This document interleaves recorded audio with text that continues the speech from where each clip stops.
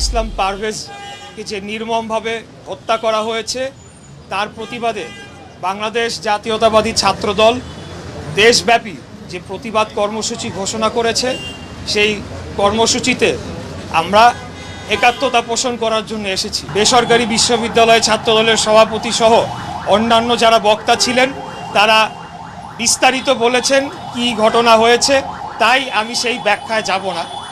আমি শুধু যেটা বলতে চাই যে আমার বোঝার মতে বা আমার জানা মতে বৈষম্য বিরোধী ছাত্র আন্দোলন সংগঠনটি তৈরি হয়েছিল প্রায়, আমি যদি ভুল না করে থাকি, 27টি ছাত্র সংগঠনের সমন্বয়ে জুলাই আগস্টে খুনি স্বৈরাচারী ফ্যাসিস্ট হাসিনা বিরোধী আন্দোলনকে বেগবান করার জন্যে এবং তার চূড়ান্ত পতনের লক্ষ্য। এর পরবর্তীতে আমরা দেখেছি বিভিন্ন জায়গায় বৈষম্য বিরোধী ছাত্র আন্দোলনের নামে কমিটি করা হয়েছে।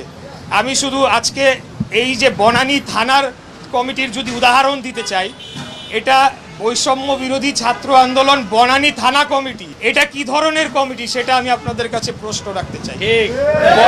বনানী থানা কমিটি রয়েছে রাজনৈতিক দলগুলোর এবং তার অঙ্গ ও সহযোগী সংগঠনগুলোর। বিপ্লব হয়ে যাওয়ার পর, হাসিনা পালিয়ে যাওয়ার পর কি কারণে এখন থানা ভিত্তিক কমিটি করা হচ্ছে?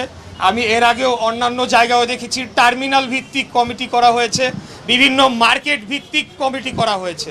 যে বৈষম্য বিরোধী ছাত্র আন্দোলন অথবা বৈষম্য বিরোধী এই শব্দটিকে ব্যবহার করে দেশব্যাপী বিভিন্ন জায়গায় চাঁদাবাজি, বিভিন্ন জায়গায় লুটপাট, বিভিন্ন জায়গায় দখলদারি, বিভিন্ন জায়গায় মার্কেটের ইজারা দখল সহ নানা ধরনের অপকর্ম করে অর্থনৈতিকভাবে একটি গোষ্ঠী তারা লাভবান হওয়ার চেষ্টা চালিয়ে যাচ্ছে।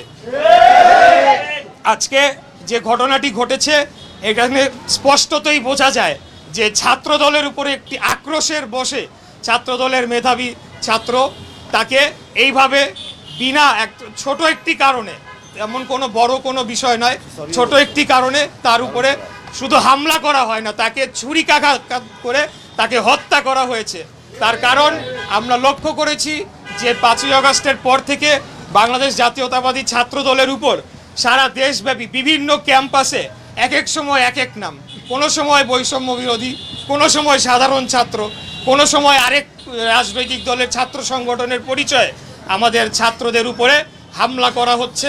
তাদের রাজনৈতিক কর্মকাণ্ড, স্বাভাবিক রাজনৈতিক কর্মকাণ্ডকে বাধাগ্রস্ত করা হচ্ছে।